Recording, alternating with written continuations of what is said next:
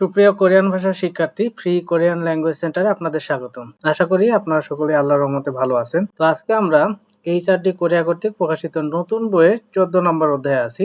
আর আজকে আমরা 14 নম্বর অধ্যায়ের প্রথম ক্লাসে আছি। আপনারা জানেন যে প্রত্যেকটা ক্লাসে প্রত্যেকটা অধ্যায়ের প্রথম যে ক্লাসটা হয় সেটাতে মূলত ওই অধ্যায়ের প্রথম যে শব্দকোষ থাকে, প্রথম যে গ্রামারটি থাকে বা প্রথম যে কথোপকথন থাকে এটা নিয়ে মূলত আলোচনা করা হয়।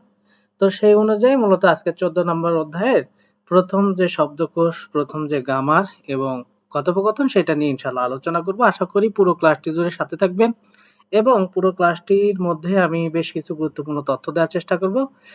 যেগুলো হয়তোবা আপনারা এর পূর্বে অনেকেই অনেক জায়গায় পড়েছেন, আবার আমি বলবো যে অনেকেই এখনো পর্যন্ত এরকম তথ্য পাননি। তো যাই হোক, মূলত আমরা যেহেতু 14 নম্বর অধ্যায়ে আছি, আপনারা জানেন কোরিয়ান ভাষায় 14 কে কি বলা হয়। এটা মূলত সাইনো কোরিয়ানে গণনা করা হয়ে থাকে বা বলা হয়ে থাকে।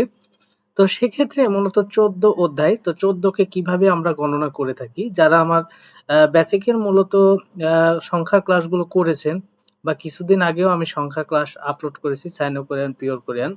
তো কিছুদিন আগে যেটা আমি আপলোড করেছি সেটা মূলত এক ক্লাসে একদম পুরো ক্লাস পাবেন, যেটা মূলত নতুনদের জন্য শেখাটা অত্যন্ত কঠিন হয়ে যাবে। একটা ক্লাসের মাধ্যমে আসলে এত সংখ্যা শেখা সম্ভব না। তাই আমি বলবো যারা মূলত একদম প্রথমে শিখতেছেন বা যাদের সংখ্যাটা কঠিন লাগে তাদেরকে আমি বলবো আপনারা হচ্ছে আমার বেসিকে যে ক্লাসগুলো আছে সেখান থেকে সংখ্যাটা শিখবেন, তাহলে আপনারা সুন্দরভাবে শিখতে পারবেন, কারণ সেখানে সংখ্যার বেশ কয়েকটা ক্লাস আছে। তো যাই হোক, মূলত আমরা 14 নম্বর অধ্যায়ে আছি। তো 14 কে কোরিয়ান ভাষায় আমরা কিভাবে বলবো? প্রথমে বলবো 10, তার সাথে যোগ করে 4 লাগাই দেবো, তাহলে হবে 14। তার সাথে যোগ করে কত লাগাবো? 4, তাহলে হবে কি? 14। এখন 10 এ কি বলা হয়? শিপ। আপনারা জানেন 10 এ বলা হয় শিপ, আর 4 এ কি বলা হয়? সা। শিপ সা, এরপর বলবেন গোয়া। শিপ সা গোয়া মানে কি? 14 অধ্যায়। এই গোয়া শব্দের অর্থ অধ্যায় প্রকাশ করে। গোয়া শব্দের আরো অর্থ আছে এবং সাথে, ঠিক আছে? সেগুলো অর্থ মূলত পজিশন অনুযায়ী হয়। তো যাই হোক, মূলত এখানে বলছে খিল। খিল শব্দের অর্থ রাস্তা, আপনারা জানেন। এটার অর্থ কি বোঝায়? রাস্তা। এবার সাদ কি অর্থাৎ খোঁজা। রাস্তা খোঁজা বা রাস্তার একটা নির্দেশনা, দিক নির্দেশনা। তা আমি বলবো সাদ কি শব্দটা কোথায় থেকে আসলো? সেটা মূলত সাত্তা শব্দ থেকে আসছে, আপনারা জানেন। সাত এই শব্দ থেকে মূলত এই সাদগি শব্দটা আসছে। তো এটার অর্থ মূলত খোঁজা। সাত্তা মানেও খোঁজা, সাদগি মানেও খোঁজা। তো খিল সাদগি, রাস্তা খোঁজা বা বলতে পারেন দিক নির্দেশনা আর কি। তো যাই হোক, মূলত রাস্তার দিক নির্দেশনাও বলতে পারেন। তো আমরা একদমই পিওর ভাবে যদি বলতে চাই তাহলে খিল মানে রাস্তা, সাদগি মানে খোঁজা, রাস্তা খোঁজা। তো যাই হোক, মূলত আমরা দেখব যে এই অধ্যায়ে অর্থাৎ 14 নম্বর অধ্যায়ে আমরা কি সম্পর্কিত তথ্যগুলো শিখতে পারবো। আপনারা জানেন যে বর্তমানে এইচআরডি কোরিয়া কর্তৃক যে নতুন বইটি প্রকাশিত হয়েছে, এই বইটিতে মূলত বেশ কিছু জিনিস আমার কাছে ভালো লাগছে। আপনাদের কাছে কেমন লাগছে আমি জানি না। তো বিষয় হচ্ছে কোন জিনিসগুলো ভালো লাগছে। দেখেন, একটা অধ্যায়ে আমরা কি শিখতে যাচ্ছি বা ওই অধ্যায়ে কি শিখতে পারবো, ওই অধ্যায় শিখে আমরা কি করতে পারবো, কি সম্পর্কে কথা বলতে পারবো। এই বিষয়গুলো মূলত একদম প্রথমে একদম সারমর্ম সংক্ষেপে তুলে ধরা হয়েছে। এরপরে মূলত পুরো অধ্যায়টা বিস্তারিত আলোচনা করা হয়েছে। তো দেখি আমরা এখানে পড়ি ই মানে এই। এখন দেখেন এই এর অর্থ কিন্তু আরো হয়। ই মানে দুইও হয়। কিন্তু এখানে অর্থ হবে কি? এই। এখানে অর্থ হবে কি? এই। খুনছয় মানে কাছাকাছি। এই কাছাকাছিতে ইয়াক্কুগি। ইয়াক্কুগ শব্দের অর্থ ফার্মেসি, তার সাথে একটা পার্টিকেল যুক্ত হয়েছে ই। তাই উচ্চারণটা হচ্ছে ইয়াক্কুগি, অর্থাৎ গিয়ুক্ত উঠে যায়, গিয়া শিকারে গি উচ্চারিত হচ্ছে। ইয়াক্কুগি অর্থাৎ ফার্মেসি ইচ্ছয় আছে, ইত্যা শব্দ থেকে আসছে, ইচ্ছয় আছে। এই কাছাকাছি কোনো ফার্মেসি আছে কিনা এরকম প্রশ্ন করছে। ধরেন আমি আপনাকে প্রশ্ন করলাম যে এই কাছাকাছিতে কোনো ফার্মেসি আছে কিনা। ই খুনছয়ে ইয়াক্কুগি ইচ্ছয়, তখন বলতেছে নে, হ্যাঁ, সাগরী এস। দেখেন এই সাগরী শব্দের অর্থ কি? সাগরী শব্দের অর্থ হচ্ছে চার রাস্তার মোড়।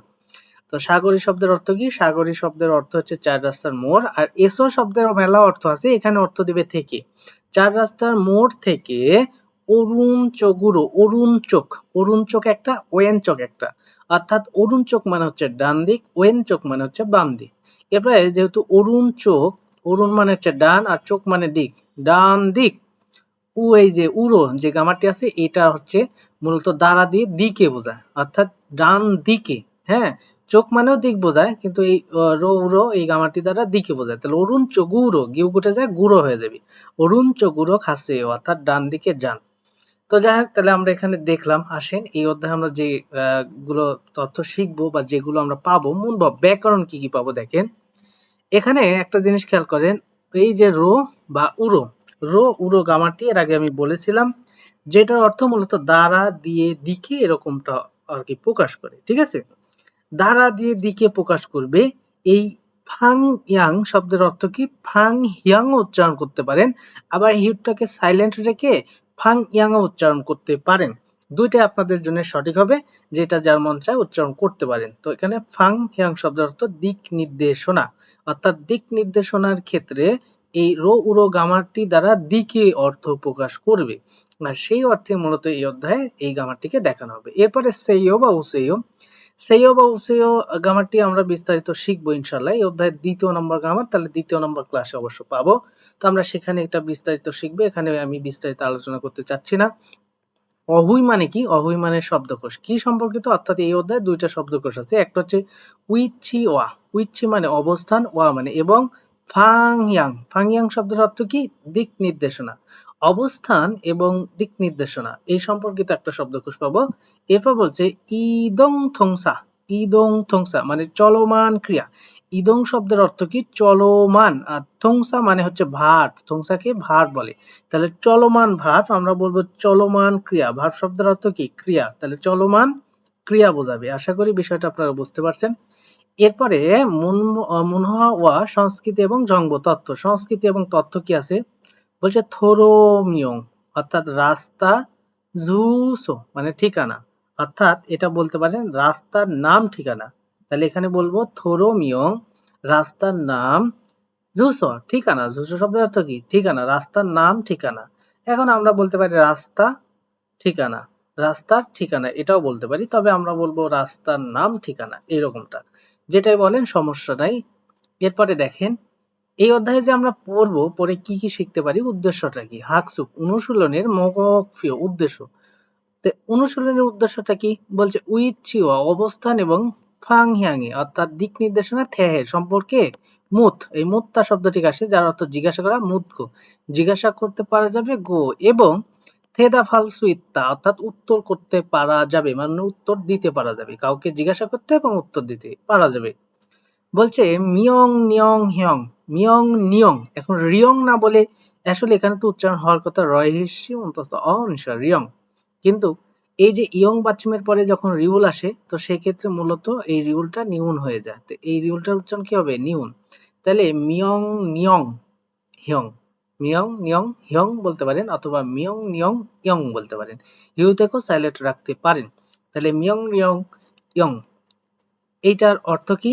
এইটার অর্থ আসলে বোঝায় অপরিহার্য, মুনজাঙ্গুল বাক্য অর্থাৎ গুরুত্বপূর্ণ বাক্য বা অপরিহার্য বাক্য, সাইয়ং হ্যাঁ ব্যবহার করতে, বা বলতে পারেন যে অপরিহার্য যে বাক্য সেটা ব্যবহার করে। বলছে থারুন অন্য সারামেগে মানুষকে, বলছে ঝিসি হালসু ইত্তা, ঝিসি হালসু ইত্তা দিক নির্দেশনা দিতে আর কি পারা যাবে এরকমটা বলছে।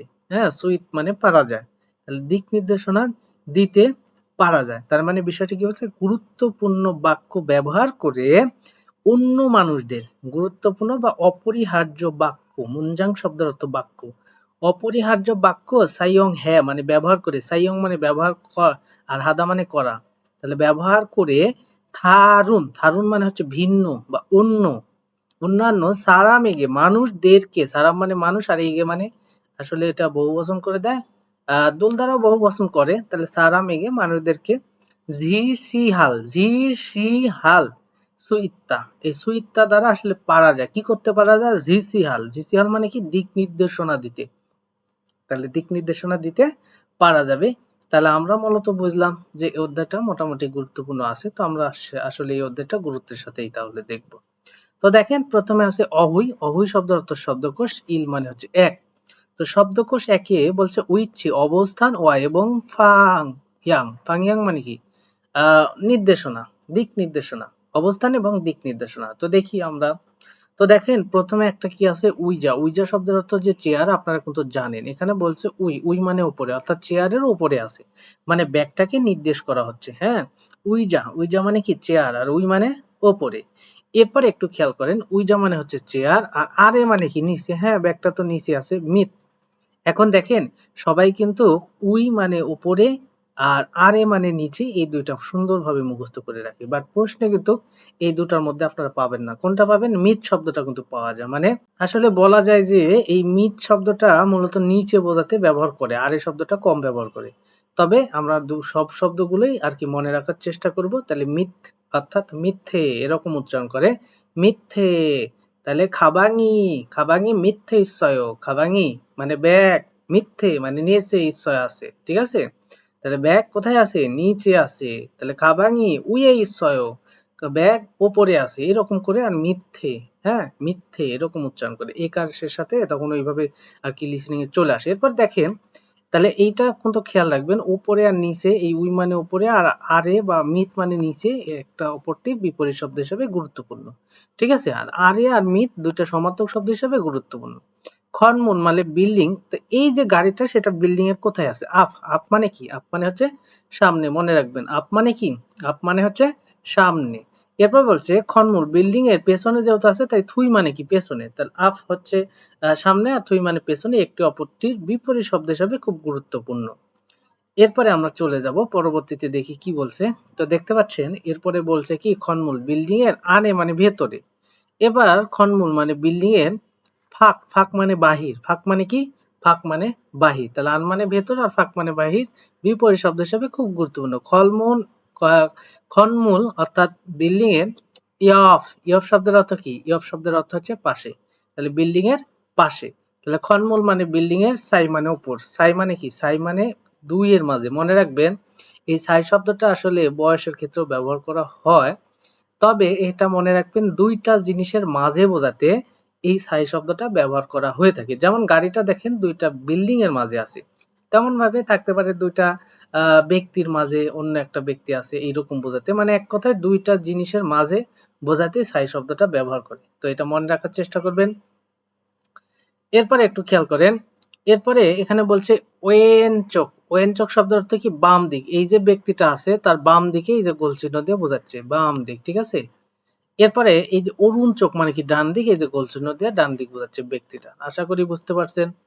তাহলে বিষয়টা আশা করি আপনাদের এই পর্যন্ত ক্লিয়ার হয়ে গেছে। এবার আসেন, এখানে বলছে খন্নফিয়ন মাজুন ফিয়ন, দুইটা শব্দ সমার্থক শব্দ হিসাবে খুব গুরুত্বপূর্ণ। অর্থাৎ খন্নফিয়ন মাজুন ফিয়ন শব্দের অর্থ বিপরীত পাশ বা অপোজিট সাইড।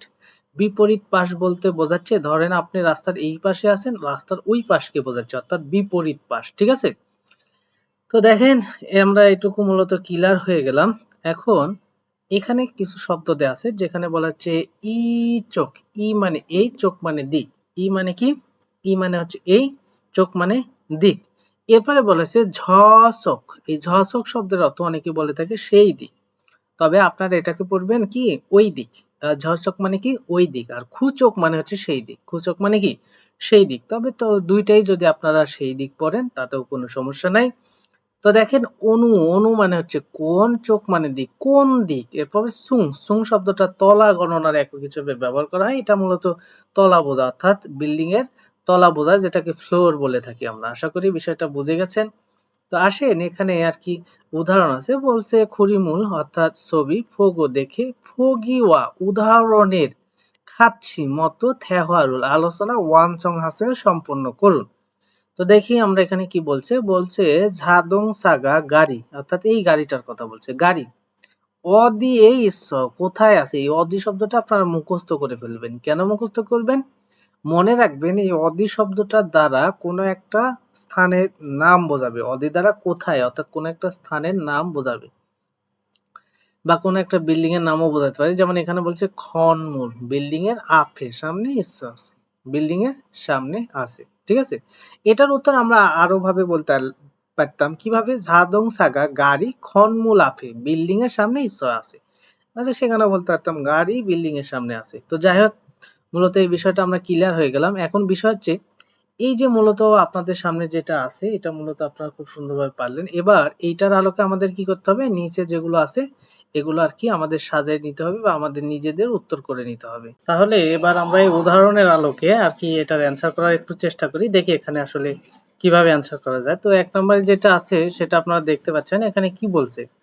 এখানে মূলত পিকচারে দেখতে পাচ্ছি একটা ফার্মেসি আছে এই নিচেরটা, এবং উপরে একটা হসপিটাল আছে।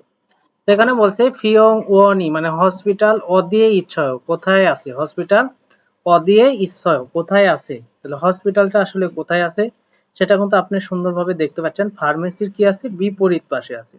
তো আপনি এটার উত্তর কিভাবে করবেন, যেমনটা এখানে আগেরটা যেমনটা দেয়া আছে ওইটার আলোকে আমরা আর কি উত্তর করার চেষ্টা করব। তো এখানে যেহেতু ইয়াকুক আছে আমরা ইয়াকুকটা লেখার চেষ্টা করি। ইয়াকুক মানে ফার্মেসি আপনারা জানেন, তাহলে ইয়াকুক যেহেতু ফার্মেসি, তাহলে ইয়াকুক খর্ণফিয়নে যেহেতু বিপরীত পাশে তাই আপনি লিখতে পারেন খর্ণফিয়নে, খর্ণ খর্ণ এরপরে কি আছে এটা ফি অ নে খর্ণফিয়ন, এই কর্ণফিয়নে অর্থাৎ বিপরীত পাশে কর্ণফিয়নে। তারপরে আপনি কি বলতে পারেন যেহেতু কর্ণফিয়ন বা মাজুন ফিয়ন, কর্ণফিয়নও ব্যবহার করতে পারেন বা মাজুন ফিয়ন মানে বিপরীত পাশ, যে কোনো একটা ব্যবহার করলেই হবে, ঠিক আছে।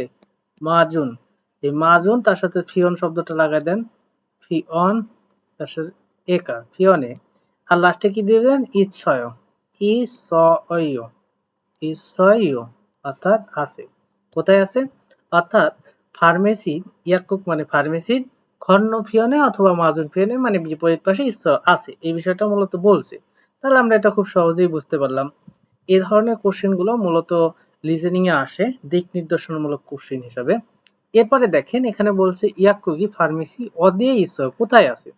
তো দেখেন আপনি খুব সহজেই এটা আপনি করে ফেলতে পারেন। কিভাবে এটা খুব সহজে কিভাবে অ্যান্সার করতে পারেন, যেমন এটা একটা বিল্ডিং আর বিল্ডিং এর ভিতরে আছে, সেক্ষেত্রে আপনি বলবেন খন মূল, খন মূল, খন মূল অর্থাৎ বিল্ডিং এর খন মূল মানে কি বিল্ডিং এর আনে, আন এই অর্থাৎ ভেতরে, আনে মানে কি ভেতরে, তাহলে বিল্ডিং এর ভেতরে ইসয় আছে, ইসয় ও আছে, বিল্ডিং এর কোথায় আছে ভেতরে আছে, এই বিষয়টা মূলত বলা হয়েছে।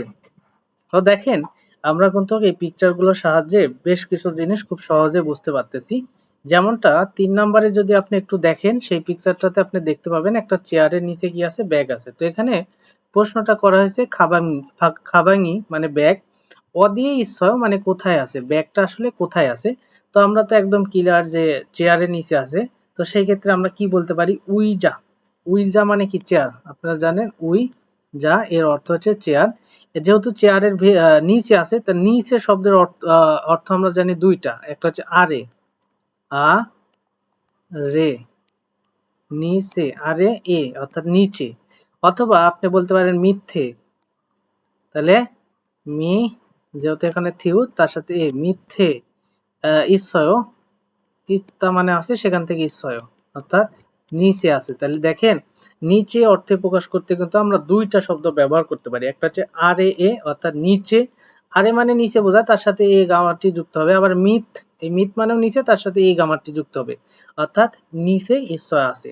তাহলে চেয়ারের নিচে আছে, তাহলে প্রশ্ন ছিল খাবাঙি অদে ঈশ্বর ব্যাগ কোথায় আছে, উইজা আরে বা চেয়ারের নিচে অথবা মিথ্যে মানে নিচে ঈশ্বর আছে। তাহলে বিষয়টা আমরা ক্লিয়ার হয়ে গেলাম। তাহলে এবার আমরা চলে যাব 14 নম্বর অধ্যায়ে যে ব্যাকরণটা আছে। তো দেখেন এখানে বলা হয়েছে মূলভাব মানে হচ্ছে ব্যাকরণ, ইল মানে হচ্ছে এক, ব্যাকরণ নাম্বার 1। তো এটা একটা মজার ব্যাকরণ বলতে পারেন। আসলে এই ব্যাকরণটা দ্বারা মূলত দ্বারা দিয়ে দিকে এরকম অর্থটা প্রকাশ করে, দ্বারা দিয়ে দিকে। তো এই যে ব্যাকরণটা আছে রো বা উরো, আপনারা জানেন যে মূলত আমাদের যে শব্দটার সাথে এই ব্যাকরণটা বসবে ওই শব্দটার যদি বাচ্চিম থাকে তাহলে হয় উরো, আর বাচ্চিম না থাকলে হয় রো। তবে যদি দেখা যায় যে রিউল আছে সেক্ষেত্রে ব্যতিক্রম ঘটবে, যেটা মূলত এখানে দেয়া আছে। এখানে বলছে ফাং ইয়াং শব্দের অর্থ কি দিক নির্দেশন, অর্থাৎ মূলত এই ব্যাকরণটা দিক নির্দেশনার ক্ষেত্রে কিভাবে ব্যবহার করা হয় সেই বিষয়টা মূলত বলা হয়েছে। তো যেখানে যে উদাহরণটা আছে সেটা আমি একটু ক্লিয়ার করে দেওয়ার চেষ্টা করি, সবাই খেয়াল করে দেখেন। বলছে ইয়গি এস, এখান থেকে, ইয়গি মানে এখানে আর এস মানে থেকে, তাহলে ইয়গি এস এখান থেকে, অরুণ চগুরো, অরুণ চোখ মানে হচ্ছে ডান দিক, ডান দিকে খা, খা মানে যাওয়া, খাদা শব্দ থেকে আসছে, আর ইয়া দ্বারা বাধ্যতামূলক যেতেই হ্যাইও হবে। তার মানে বিষয়টা বলছে আসলে হ্যাইও মানে করা বোঝায় কিন্তু এখানে হবে অর্থ প্রকাশ করবে, ঠিক আছে। এখান থেকে অরুণ চগুরো ডান দিকে, খাইয়া হ্যাইও যেতেই হবে। এরপর বলছে মাদু সিনুন মাদু সাহেব অদিরো কোন দিকে, খাসায় গিয়েছিলেন। মাধু সাহেবকে প্রশ্ন করা হচ্ছে, মাধু শুনুন মাধু সাহেব, অদির কোন দিকে, এ রো দ্বারা দিকে বোঝাচ্ছে। আর রো কেন হলো, এখানে মূলত বাচ্চিম নাই অদি শব্দে, যার কারণে রো হলো। আর আগেরটার বাচ্চিম ছিল, যার কারণে উরো ব্যবহার করছে। তাহলে খাস গিয়েছিলেন, যেহেতু পাস্ট টেন্স, আশা করি টেন্স ধরতে আপনাদের আর কি সমস্যা নাই। তবে যারা মূলত আজকে আমার এই ক্লাসে নতুন যুক্ত হয়েছেন তাদের উদ্দেশ্যে বলবো, একটা সেন্টেন্সের একদম এন্ডিং অংশে গিয়ে দেখবেন যদি বাচ্চিমের সাংসদ থাকে তাহলে সেটা হবে পাস্ট টেন্স, যদি রিউল থাকে সেটা হবে কি ফিউচার টেন্স, বাকি সবগুলো কোন টেন্স হবে, প্রেজেন্ট টেন্স হবে। আশা করি এই তিনটা কথার দ্বারা আপনি টেন্স খুব সহজে নির্ধারণ করতে পারবেন। আরেকবার বলে দিচ্ছি, যদি দেখেন একটা সেন্টেন্সের একদম এন্ডিং অংশে মানে একদম শেষ দিকে গিয়ে যদি দেখেন বাচ্চিমের সাংসদ আছে তাহলে সেটা হবে পাস্ট টেন্স, আর যদি দেখেন রিউল আছে তাহলে সেটা হবে ফিউচার টেন্স, বাকি সবগুলো কি হবে, অর্থাৎ এই দুইটার মধ্যে যদি না মিলে, সাংসদ যদি না থাকে বা রিউল যদি না থাকে, সেক্ষেত্রে মূলত বুঝে নেওয়া সেটা প্রেজেন্ট টেন্স। ঠিক আছে? তবে একটা কথা মনে রাখতে হবে যে দুই একটা ব্যতিক্রম আছে যেগুলো মূলত পেলে আমি আপনাদেরকে দেখায় দেওয়ার চেষ্টা করব। এরপরে বলছে ই মানে এই, বলছে খিচ্ছানুন অর্থাৎ ট্রেন, এই ট্রেন সৌল্য অর্থাৎ সিউলের দিকে খাইও অর্থাৎ যাবে।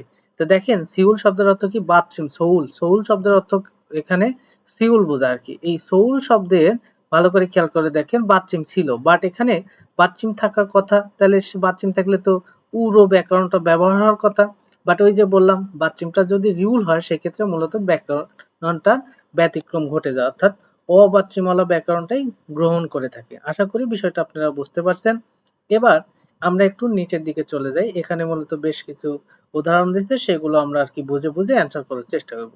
যদিও খুব সোজা, আপনারা সহজেই পারবেন, কারণ আপনাদেরকে আমি বলে দিছি যে সাধারণত একটা শব্দের সাথে আমাদের যে গ্রামারগুলো যুক্ত হয় ওই শব্দগুলোর সাথে যদি বাচ্চিম থাকে সচরাচর বেশিরভাগ ক্ষেত্রে ইয়ং যুক্ত ব্যাকরণটি গ্রহণ করে। আর যদি বাচ্চিম না থাকে সেক্ষেত্রে শুধুমাত্র ইয়ং ব্যতীত যে ব্যাকরণটা থাকে সেই ব্যাকরণটি গ্রহণ করে। তাহলে দেখেন এখানে ইয়ং যুক্ত ব্যাকরণ করতে উরো, আর ইয়ং ছাড়া ব্যাকরণ কি রো। এখন দেখেন যদি বাচ্চিম থাকে তাহলে আমরা কোনটা ব্যবহার করব, এই যে উরো ব্যাকরণটা। আশা করি বুঝতে পারছেন। আর যদি বাচ্চিম না থাকে সেক্ষেত্রে রো ব্যাকরণটা ব্যবহার করব, যেমনটা বলছিলাম যে আসলে বাচ্চিম সবসময় উপরে ওঠার চেষ্টা করে, যার কারণে ইয়ং ছাড়া তো উপরে উঠতে পারে না, তাই ইয়ং যুক্ত ব্যাকরণটাকেই গ্রহণ করে। তো দেখেন সেই অনুযায়ী যদি এটা আমি বলি যে এই চোখ শব্দটা সর্বশেষ শব্দ এবং এইটা যেহেতু বাচ্চিম আছে তাহলে বাচ্চিম থাকলে কোনটাকে গ্রহণ করবে, ইয়ং যুক্তটাকে গ্রহণ করবে। এই সেম ভাবে আমরা বিগততেও অনেক গ্রামার শিখেছি এবং আরো সামনের দিকে অনেক গ্রামার গুলো শিখবো। আপনারা মনে রাখার চেষ্টা করবেন প্রতিটা ক্ষেত্রে মূলত এরকম হয়ে থাকে, বাচ্চিম থাকলে ইয়ং যুক্ত ব্যাকরণটি গ্রহণ করে। তবে দুই একটা ব্যতিক্রম থাকে, সেগুলো আমি পেলে আপনাদেরকে বোঝাই দেওয়ার চেষ্টা করব, যেগুলোতে মূলত একটু ব্যতিক্রম হয়। এখানে বলছে নিচ্ছানান শিনুন, নিচ্ছানান সাহেব অনু কোন চগুরো দিকে খাস গিয়েছিলেন। দেখেন অনু, অনু মানে হচ্ছে কোন, আর চোখ মানে দিক, তার সাথে পুরো ব্যাকরণটি যুক্ত হয়ে চগুরো উচ্চারণ হলো। তাহলে কোন দিকে খাস গিয়েছিলেন, কেন, এই যে পাস্ট টেন্স, এই যে এখানে সাংসিত আছে। বলছে মাদু শিনুন, মাদু সাহেব, এখানে বলা হয়েছে যে পাঁচ সুং মানে তলা, তাহলে ৫ তলার কথা বলেছে। এখন এই ৫ কিভাবে বলা হয়, তলা গণনার ক্ষেত্রে এটাকে কিন্তু সাইন করে এনে গণনা করা হয়। তাহলে ও ছুং মানে ও মানে ৫, ছুং মানে তলা, ও ছুং যেহেতু বাচ্চিম আছে তাই উরু ব্যাকরণটি গ্রহণ করবে। আশা করি বিষয়টা বুঝতে পারছেন। তাহলে ওছুং উরো খাসয়, ওছুং উরো খাসয়, মাদু সাহেব ৫ নম্বর তলায় গিয়েছে। কোথায় গেছে, ৫ নম্বর তলায়। অর্থাৎ এরপর বলছে ৩ নম্বরে চিগুম এখন সামোসিল অফিস। এই যে দেখেন সামোসিল শব্দটার বাথচিম আছে, তাহলে আপনারা এই বাথচিম দেখার সাথে সাথে আপনারা চোখ বুঝে মেরে দিবেন এই ইয়ং যুক্ত গ্রামারটি। কিন্তু আমি যে একটা কথা বলেছিলাম সেটা কি, যে বাথচিম থাকবে কিন্তু বাথচিমটা যদি রিউল হয় সেক্ষেত্রে কিন্তু ব্যতিক্রম ঘটে যাবে। রিউল হলে কি হবে, ব্যতিক্রম ঘটবে, অর্থাৎ ইয়ং যুক্ত ব্যাকরণটি গ্রহণ না করে ইয়ং ব্যতীত অর্থাৎ অবাচ্চিমওয়ালা গ্রামারটি মূলত গ্রহণ করবে, যেমনটা বাচ্চিমে রিউল থাকলে। তাই এইটা অনুযায়ী এই যে পুরো রো ব্যাকরণটি মূলত ব্যবহার হবে। তাহলে এখানে উচ্চারণ সামুসিল্য, অর্থাৎ নিচের রিউল উপরের রিউল দুইটা মিলে লয়ে লয়ে তার সাথে ওকার হয়ে যাবে। সামুসিল্য খাইয়া দয়ে, যেতেই হবে। খা মানে যাওয়া, খাদা শব্দ থেকে আসছে আপনারা জানেন, খা দা মানে যাওয়া, দা বাদ দিলে খা থাকে, আর ইয়া দ্বারা বাধ্যতামূলক, আর দোয়ে দা শব্দ থেকে আসে দোয়েও হবে। দোয়েদা, এই দোয়েদা শব্দ থেকে আসছে, দোয়ে হবে।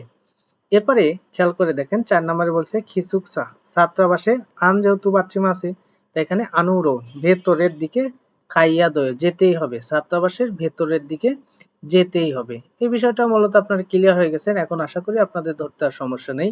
এখানে বলছে খাল্লো শিনুন, খাল্লো সাহেব আরে রো, যেহেতু বাচ্চিম নাই তাই রো ব্যাকরণটি ব্যবহার হবে। আরে রো খাচ্ছ, নিচে গিয়েছিলেন, পাস্ট টেন্স, ভালো করে খেয়াল করে দেখেন। এরপর আছে ফুয়াংশি, ফুয়াং সাহেব ফাং কক্ষ, ইয় গিয়েছে এখান থেকে, ওয়েন গুরো, যেহেতু বাচ্চিম আছে তাই উড়ো ব্যবহার হবে, ওয়েন গুরো খাইয়া দইও, অর্থাৎ ওয়েন চোখ মানে কি বাম দিক, আর অরুণ চোখ মানে কি ডান দিক, তাহলে এখানে বাম দিকে যেতেই হবে, এরকমটা বলছে। তাহলে দেখেন তো ইন্ডিং অংশে কি কি কোনো সাংসিত আছে? নাই। তাহলে এটা পাস্ট টেন্স না। কোনো রিউল আছে? নাই। তাহলে এটা ফিউচার টেন্সও না, তাহলে এটা কোন টেন্স? Present tense. এভাবে মূলত আপনারা খুব সহজে সব জায়গায় টেন্সটা আপনারা সহজেই নির্ধারণ করতে পারবেন। যারা পূর্বের ক্লাসগুলো করেছেন তারা তো পূর্বেই শিখেছেন, আজকে আবার রিভাইজ হয়ে গেল। তবে যারা আজকে নতুন তারা মূলত শিখে ফেললেন টেন্সটা কিভাবে 3 সেকেন্ডের মধ্যে 3টা টেন্স একদম ধরে ফেলা যায় এবং সব জায়গায় সেটা ফাইন্ড আউট করা যায়। তো এখানে একটু খেয়াল করে দেখেন, বলছে ফগিয়া উদাহরণের খাচ্ছি মতো, উদাহরণের মতো খাচ্ছি কেন বলি, এটা খাতিয়ে উচ্চারণ হওয়ার কথা, বিগততেও বলছি আজকেও বলতেছি। থিউত বাচ্চামের পরে ইয়ংযুক্ত যদি ই আসে সেক্ষেত্রে এই থিউতটা হয়ে যায় সিউত, আর সিউতের উচ্চারণটা চয়ে চয়ে হয়, সেটা আমি দেখেছি। তাহলে চয়ে চয়ে হিচ্ছি, খাচ্ছি, খাচ্ছি মানে আসলে একসাথে, হ্যাঁ, বা মতো এরকম। তাহলে এখানে ফগিয়া খাচ্ছি উদাহরণের মতো, থেহা, থেহা হ্যাঁ, অর্থাৎ আলোচনা করে, থেহা মানে আলোচনা, হ্যাঁ মানে করে, ফসেও মানে দেখুন। তো এখানে উদাহরণ একটা আছে, একটু খেয়াল করে দেখেন। এখানে বলছে অদিরো কোন দিকে, খাইয়া দইও যেতেই হবে, কোন দিকে যেতে হবে চিত্র দ্বারা কিন্তু বোঝাই দেওয়া হয়েছে কোন দিকে যেতেই হবে। তো আপনি দেখতেছেন ডান দিকে, তাহলে অরুণ চগুরো আর এই যে খাইয়া দয়ে এটুকু কমন নিয়ে শুধুমাত্র একটা ফুল স্টপ দিয়ে দেবেন, প্রত্যেকটার সাথে এরকম কি হবে, ওইটুকু মূলত কমন হয়ে যাবে, শুধু পূর্বেরটুকু চেঞ্জ হবে। এখন এই যে যেহেতু ডান দিকে গেলেন, আমি একটু এটাকে আগে 2 নাম্বার দিয়ে অ্যান্সার করার চেষ্টা করব। তাহলে 2 নাম্বার দিয়ে যদি বলেন, তাহলে 2 নাম্বার দিয়ে কি হবে, যেহেতু এটা ছিল অরুণ চোখ মানে ডান দিক, তাহলে এটা খালি বলবেন ওএন চগুরো, ও এন, তাহলে ও এন চোখ, ওএন চোখ, ওএন চোখ মানে কি বাম দিক, তার সাথে ব্যাকরণ উড়ো, ওএন চগুরো, তাহলে বাম দিকে খাইয়া দয়ে যেতে হবে। খাইয়া দয়ে শব্দটা আমি আর লিখলাম না, এটা মূলত কমন, প্রত্যেকের সাথে হবে, শুধু চেঞ্জ হবে এই অরুণ চগুরো, ওএন চগুরো, ঠিক আছে, চিত্রের আলোকে আর কি পরিবর্তনগুলো হয়ে যাবে। তো 1 নম্বরে যেটা দেখতে পাচ্ছেন এটা কি দেখেন উপরের দিকে, ঠিক আছে, তাহলে কি বলবেন, উইরো, উই, উই মানে কি উপরে, তাহলে এই যে এখানে শুধুমাত্র কি দিবেন প্রথমে, উইরো খাইয়া দয়েও, তাহলে উই, উই মানে কি ওপর, তার সাথে যেহেতু বাচ্চিম নাই তাই রো দেন, উইরো, উইরো খাইয়া দয়েও, খাইয়া দয়েও সবার সাথে কমন, তাহলে এটাও ক্লিয়ার হয়ে গেল। এরপর এটা কি সামনে, তাহলে সামনে এটা কোরিয়ান কি আফ, তাহলে লেখেন আফ, আফ কিন্তু এটা ফিউফের আফ, ঠিক আছে, আফ, তাহলে আফের যেহেতু বাচ্চিম আছে তাহলে উরো ব্যবহার করেন, আফুরো, সামনের দিকে খাইয়া দয়েও যেতে হবে। এটা কি, এটা একটু খেয়াল করে দেখেন, এটা কিন্তু নিচে নাকি পেছনে, এটা মনে রাখবেন। থুই মানে কি পেছনে, এটা হচ্ছে সামনে, এটা কি সামনে, আর এটা মূলত পেছনে অর্থ প্রকাশ করে, সামনে আর পেছনে প্রকাশ করে, ঠিক আছে, অনেকে বুঝতে পারেন উপরে নিচে এরকম বোঝা যাইতে পারে, ঠিক আছে, তাহলে মনে রাখবেন এটাকে সামনে আর পেছনে, আর উপরে বলতে কি বোঝায়, যে এটাকে উপরে, ঠিক আছে। তো এই জিনিসটা অনেকে একটু কনফিউশন হয়ে যেতে পারে, তাহলে যেহেতু এটা উপরে তাহলে উই, তাহলে উইরো, এই যে ক্লিয়ার।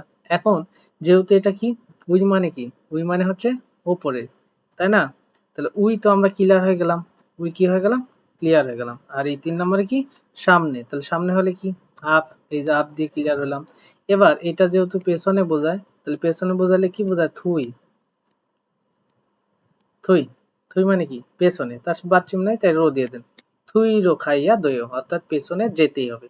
তাহলে মনে করেন যে 4টা পিকচার আমরা সুন্দরভাবে প্র্যাকটিস করে ফেললাম, এইভাবে আপনি আপনার মতো করে প্র্যাকটিস করতে পারেন। প্রশ্ন করা হলো অদিরও খাইয়া দইও কোথায় যেতেই হবে, তো আপনি নিজের মতো করে ডান দিকে বাম দিকে, এটা কোরিয়ান ভাষায় আপনি উপরে নিচে পেছনে সামনে এগুলো, হ্যাঁ, আপনি নিজে নিজে ট্রাই করতে পারেন, এতে করে আপনার পড়াটা খুব সুন্দর হবে। তো দেখেন এরপরে কি আছে, আমরা মূলত 14 নম্বর অধ্যায়ে হ্যাঁ হওয়া মানে আলোচনা ইল, ইল মানে হচ্ছে এক নম্বর আলোচনাতে আছি, সেখানে হচ্ছে খাল্লো। ওয়াং মিন সাহেব অদি কোথায় খাইও যান, কোথায় যান, দেখেন এটা কোন টেন্স, এটা কিন্তু প্রেজেন্ট টেন্স। কেন বুঝলাম, বাথরুমে সাংসিয়ত নাই, এন্ডিং অংশে বা রিহুলো নাই, না থাকলে প্রেজেন্ট টেন্স ধরে নেব। তাহলে কোথায় যান প্রশ্ন করছে, মাদুসি মাদু সাহেবের ফাঙে কক্ষে খাইও যাই। মাদুসি মাদু সাহেব ফাং কক্ষ অদিয়ে ইস কোথায় আছে, মাদু সাহেবের কক্ষে যাই, তো মাদু সাহেবের আসলে কক্ষটা কোথায় আছে, তখন বলছে খাল্লো বলতেছে মাদুসি মাদু সাহেবের ফাঙুন কক্ষ সিউ গেছিল। এখন দেখেন এটার উচ্চারণ অনেকে অনেক রকম করতে পারেন, হিউ গেছিলও বলতে পারেন।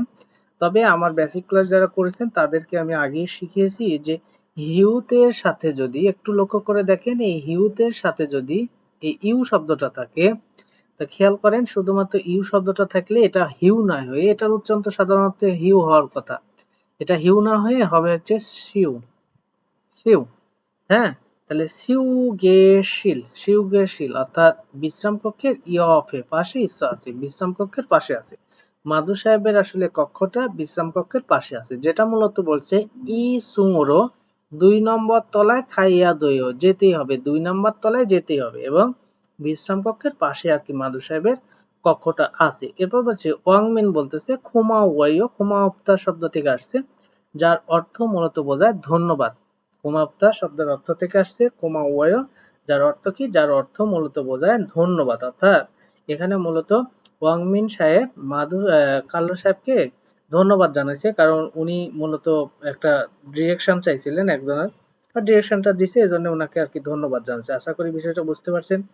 তো এখন বিষয় হচ্ছে শুধু বুঝতে পারলে হবে না, আমাদের পড়াটা ঠিক আছে কিনা। যেমন এখানে আমি একটা উচ্চারণ ব্যতিক্রম বলেছি যে সিউগেশিল, যেটা হিউগেশিল হওয়ার কথা, মানে এটা কি লিসেনিং এর সাথে মিল আছে কিনা সেই বিষয়টা জানতে হবে, শুধু তো পড়লে হবে না। তাই লিসেনিং এর সাথে আমরা একটু প্রথম থেকে মেলানোর চেষ্টা করব, এবং আমি ভেঙে ভেঙে বোঝাই দেওয়ার চেষ্টা করব। সবাই আর কি সুন্দর মতো দেখতে হবে, খেয়াল করেন সবাই। ওয়াংমিন 씨 어디 가요? ওয়াংমিন শি অদি গাইও, অদি খাইও নাকি অদি গাইও কোনটা পড়বেন, এখানে মূলত খাইও। হ্যাঁ, যদি আপনি আসতে পারেন অদি খাইও এটা পড়তে পারেন, অদি গাইও অর্থাৎ একসাথে যখন টানা পড়ে যাবেন তখন এটাকে গ পড়ে নেবেন, ঠিক আছে। তো যাই হোক, তাহলে এখানে কি বলছে, ওয়াংমিন শি অদি গাইও কোথায় যান, ওয়াংমিন সাহেব কোথায় যান। 마두 씨 방에 가요. মাদুসি ফাঙে খাইও, মাদু সাহেবের কক্ষে যাই। 마두 씨 방은 어디에 있어요? মাদুসি ফাঙুন, মাদু সাহেবের কক্ষ অদিয়ে ইসয় কোথায় আছে। তো এটা প্রশ্ন করছে, তো উত্তর অথবা দিবে, তো আমরা সেটা খেয়াল করবো। এবং সেখানে সিউগেশিল বলেছিলাম, এটার উচ্চারণ কি সিউগেশিল হয় নাকি হিউগেশিল হয় সেটা একটু লক্ষ্য করবেন। 마두 씨 방은 휴게실 옆에 সিউগেশিল অর্থাৎ মাদুসি ফাঙুন, মাদু সাহেবের কক্ষ, সিউগেশিল অর্থাৎ বিশ্রাম কক্ষে, 있어요. ইয়াফেইস অর্থাৎ পাশে আছে, ইয়ক মানে কি পাশ। 2층으로 가야 돼요. ই সুংরো খাইয়া দয়, ই ছুংরো, ই ছুং, ই মানে কি, ই মানে আসলে ২, ছুংরো খাইয়া দয় অর্থাৎ ২ নম্বর তলায় যেতেই হবে, এই বিষয়টা বলছে। তারপরে কি বলে, 고마워요. খোমাওয়, যার অর্থ মূলত ধন্যবাদ, ধন্যবাদ জানাইছে। তো আমরা আশা করি বুঝতে পারছি বিষয়টা। এখানে সিউগেসিল শব্দটার উচ্চারণ চেঞ্জ হয়েছে সেটা খেয়াল করবেন, আর ওখানে খাইও জায়গাত গাইও বলছে, কিভাবে বললো সেটা আশা করি বুঝতে পারছেন। তো এখানে মূলত প্রশ্ন করছে, আমরা প্রশ্নের উত্তরটা দেখি, একটু চেষ্টা করি আমরা এটার আলোকে। তো বলছে ওয়াংমিন শিনুন ওয়াংমিন সাহেব অদিয়ে খাইও কোথায় যায়। তাহলে ওয়াংমিন সাহেবটা কোথায় যায় সেটা আপনারা কিন্তু একটু আগে দেখলেন, দেখেন এখানে বলে দিছে যে ওয়াংমিন সাহেব অদিয়ে খাইও কোথায় যান, তখন বলছে মাদুসি ফাঙে খাইও। তাহলে ওয়াংমিন শি কোথায় যায়, মাদুসি ফাঙে খাইও। তাহলে বলতে পারে ওয়াংমিন শুনুন বলছে মাদুসি ফাঙে খাইও এটা বলতে পারে, ঠিক আছে।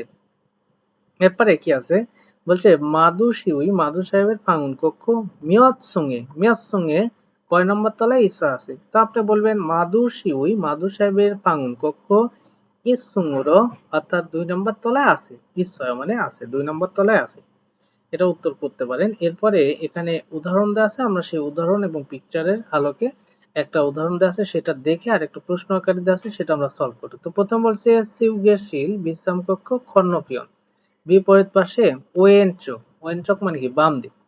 অ দিয়ে খাইও কোথায় যান, বলছে বলছে থিয়ানসি, থিয়ান সাহেবের ফাঙে খাইও, ফাঙে গাইও বা ফাঙে খাইও বলতে পারেন। অ দিয়ে গাইও অর্থাৎ কোথায় যান, থিয়ান, থিয়ান সি, থিয়ান সাহেবের ফাঙে কক্ষে খাইও যাই।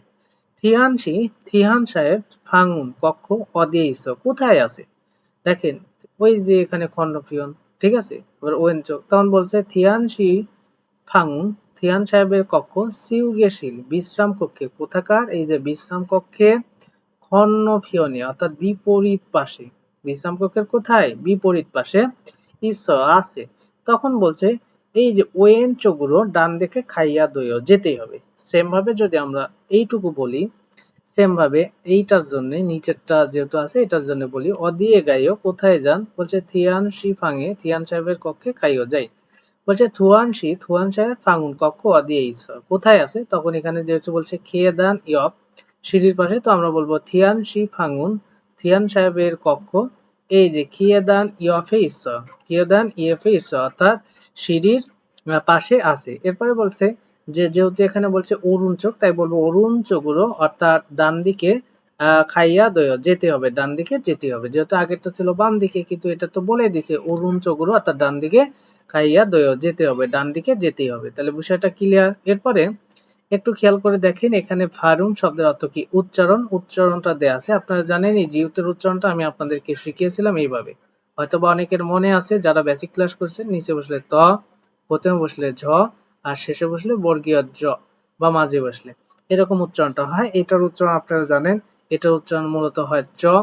এরপরে এই যে যেটা দেখতে পাচ্ছেন এটার উচ্চারণ আমি কি শিখিয়েছিলাম, এটার উচ্চারণ শিখিয়েছিলাম এইরকম ভাবে, এর নিচে বসলে ত, উপরে প্রথমে বসলে ছ, আর মাঝে বা শেষে বসলে চয়ে ছয়।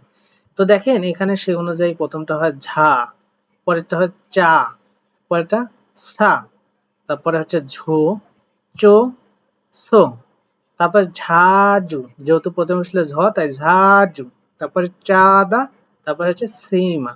তাহলে এইটা আসলে আমরা যা পড়লাম সেটা তাদের সাথে আর কি মিলে কিনা আমরা একটু দেখবো, একটু লিসেনিংটা সবাই ফলো করেন।